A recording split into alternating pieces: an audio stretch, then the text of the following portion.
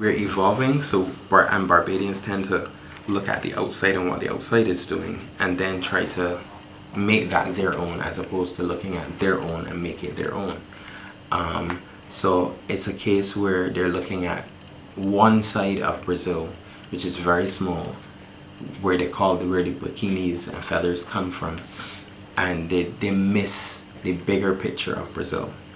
I'm a huge fan of the Brazil Carnival, and you see 1 in 5 bikini swimsuits and half-naked women, and those persons are prominent persons in society, not just everybody's in a bikini and a feather. But there's so much more creativity that I think they need to look at, because if you're going to take inspiration, you have to take it from in its entirety and not just take bits and pieces that you think would work.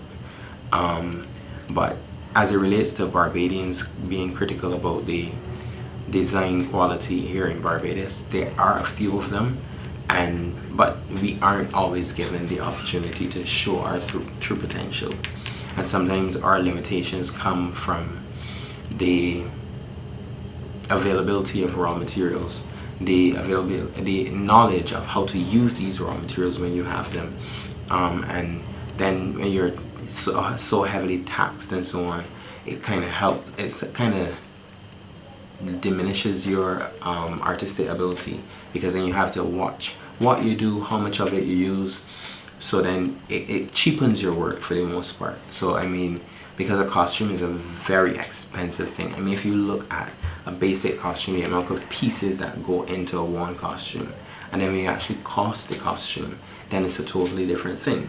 So in order then to look at what your end product is going to be, you have to then put some restrictions on your initial artistic side, so that you don't then end up making a costume that's going to cost $5,000 and it either sit on the shelf or you have to sell it for $1,000. I like to push barriers for the most part. So persons may come to me and say, oh, I am a black person, I don't like color, and I will deliberately put them in color to show that, show them, hey, like, you can do things other than black, even if you mix it with a bit of black, wear black shoes.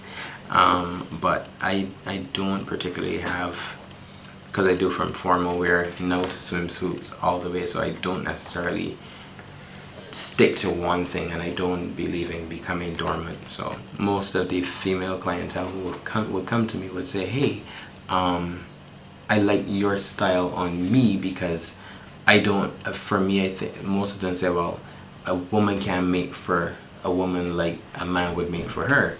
But then just the same for guys, they say, well, I'll make it as if I'm making for me as a man, so you would then end up be fulfilled for the most part when you come for your product. So I mean, my reception has been pretty comfortable thus far.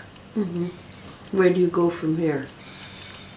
Where do I go from here? I really want to zero in on my band and get it on its feet the way that I would like it to be, a year-round business, and not only working for Kadooment, whether it be juniors or grand, but probably doing work for, let's say, Trinidad or St. Vincent Carnival and stuff like that across the Caribbean, and probably even further. That's definitely one of my to-dos. So getting a physical, a year-round band house in order is my next step for sure, so that I can then have full-time staff who can then produce costumes, make the swimsuits, so that I don't have to make them, and all that kind of stuff year-round.